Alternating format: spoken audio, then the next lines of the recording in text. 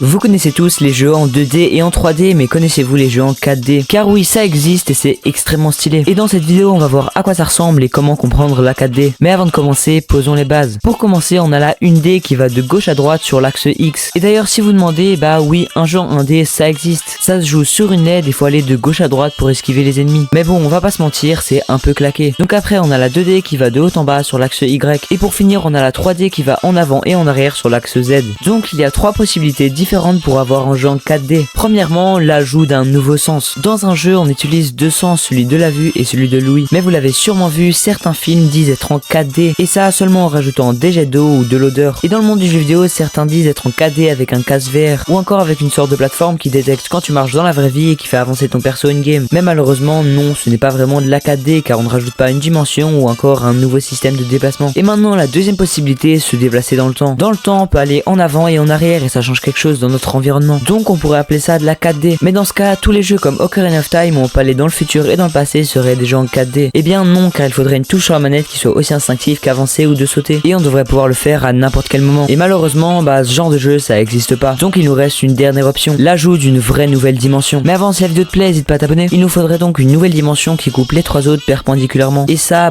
ça existe et ça va de l'ana vers le kata. Et cette nouvelle dimension, on peut essayer de se la représenter à l'aide de l'analogie dimensionnelle. En gros, on va passer de la 2D vers la 3D pour s'imaginer passer de la 3D vers la 4D. Tenez, regardez ce bonhomme passant de la 2D vers la 3D. En 2D, il voit seulement une cage, mais quand il passe en 3D, il peut facilement en sortir. Et maintenant, regardez cette boule. On pourrait croire qu'elle passe à travers le mur, mais non, elle se déplace simplement de l'ana vers le kata comme indique le code couleur. Mais non, on ne peut pas le voir car on est bloqué en 3D. Sinon, vous pouvez aussi vous imaginer qu'on vous donne une manette qui vous permet de vous déplacer de l'ana vers le kata, comme si tu donnerais une manette à un bonhomme en 2D pour se déplacer dans un monde en 3D. Pour lui, le monde change totalement et il ne comprendrait sûrement rien à ce qui se passe. Mais nous, vu qu'on vit en 3D, on comprend tout ce qui se passe. Donc si tu possèdes cette manette, tu pourrais te déplacer de l'ana vers le kata et le monde autour de toi changerait totalement. Et maintenant, on va voir les jeux en 4D. Et oui, vous ne rêvez pas, ça existe bel et bien car certains développeurs faux ont réussi. Premièrement, on a des jeux pour mieux comprendre la 4D comme par exemple 4D Toys où tu peux déplacer des objets en 4D dans un monde en 3D pour mieux les comprendre. Mais on a aussi des vrais jeux en 4D comme Megakure et c'est assez fou. Donc le jeu commence avec un tuto en 2D pour te faire comprendre comment ça marche. Tu dois donc sauver une fille mais tu es bloqué à cause d'un mur. Donc tu tournes la caméra pour te faire passer de l'axe XY